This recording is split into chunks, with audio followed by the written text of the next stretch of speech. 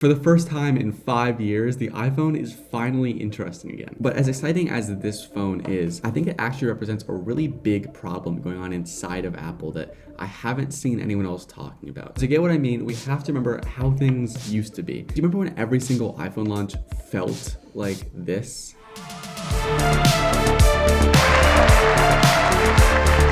That was a while ago. And since then, it's kind of started to feel like Apple's forgotten how to redesign their own phone. But suddenly, this year, Apple decided to do something actually different again. And it's not even just this year either. Apple's reportedly changing the iPhone again for the next few years. Leaks are currently saying that the first foldable iPhone is coming next year, with this crazy 20th anniversary edition design coming the year after that. Basically, for the first time in a while, it finally feels like Apple is trying with the iPhone. But my question is, why? Why does Apple seem to finally care again? Well, Tim Cook would want you to believe that everything is fine, that Apple is fine. But I don't think everything is fine. I think there's something going on inside of Apple, and I want to tell you exactly what I think that is. Okay, so I have this little theory about the iPhone 17, but to get there, we have to look at Apple's product development cycle. In 2015, Apple started working on this top secret device that they wanted to be their next big thing. Apple rarely releases a truly new product category, so this was a really big deal. Basically, this had to work. This device that they were working on was what we now know as the Vision Pro. Hold on. Don't click off the video yet. I know you don't care about the Vision Pro. Nobody cares about the Vision Pro. That's kind of the problem. Just stick with me for a second here. So yeah, Apple spent a decade working on this thing and nobody bought it. And more importantly, of the people who did buy it, I can guarantee you it's been sitting in their useless tech cabinet for a minute now. Around the same time that Apple started on the Vision Pro, they also started on their other idea for their next big thing.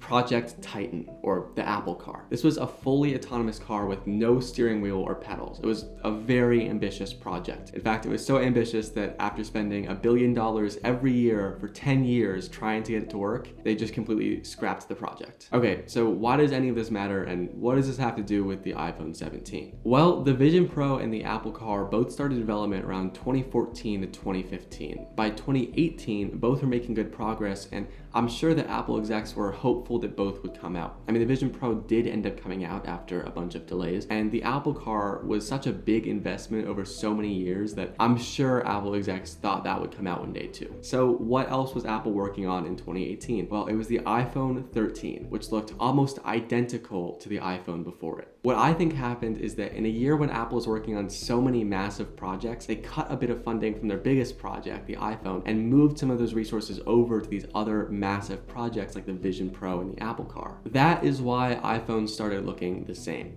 and why we started getting videos like this, which they just keep making every single year. These were both $10 billion projects. They were both bets on creating Apple's future, their next big thing. And as of now, they've both failed. The only reason I think iPhones are suddenly interesting again is because Apple's run out of other things to do. Now that they've lost these big bets on the future of their company, they've come running back to the big moneymaker, which is the iPhone. It's kind of like quitting your job to go be a YouTuber, and then that doesn't really work out, so you have to email your boss back like, hey, are you still hiring? Which I might have to do soon, we'll see. Okay, this has been a pretty negative video so far, which was not my intention. Listen, Apple is kind of in a rough spot right now, but they are worth $3 trillion, so I'm sure they'll figure something out. The question is more, how will they figure something out? Which brings us to my little game show called What Would You Do If You Were a $3 trillion company that couldn't really figure out your next big plan? These are 5 options that Tim Cook has for Apple's next big thing. I'm gonna go over all of them, and then I want you to tell me in the comments what you would do if you were Tim. Okay, option 1, they keep making interesting iPhones like the iPhone 17. Option number 2, they could do AI stuff. Apple Intelligence hasn't exactly been going great so far, but if they made it better, they could maybe get people to pay for it. Option number 3, they can make a bunch of smart home products. There's already been some rumors about Apple working on a smart doorbell with Face ID and a HomePod iPad type thing to control your smart home products. So they could, make more stuff like that. Option number 4, they could keep working on Vision Pro and just iterate as fast as possible to get it to be good. Maybe even introducing variants of it like a Vision Air or even a lightweight glasses version with less features. Option number 5, this is the wild card. They can make a humanoid robot. They could bring back the Apple Car project, which they won't, but they could. They could finally make this laser keyboard projector that I've been waiting on for the past 12 years. So what do you think Tim Cook should do? Well, the boring answer is it'll probably be a little bit of all of those, but there was a recent Bloomberg article that I found very interesting. Apparently, Apple got so spooked by Meta's new smart glasses that they're now in complete panic mode to make something similar.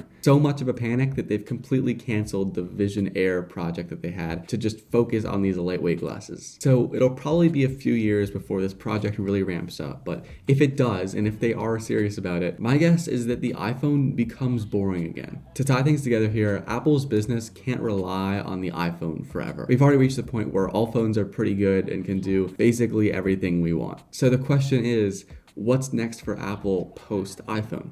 Well, Apple's got to figure that out quick, and if the iPhone has to become boring again because of it, honestly, I think that's for the best.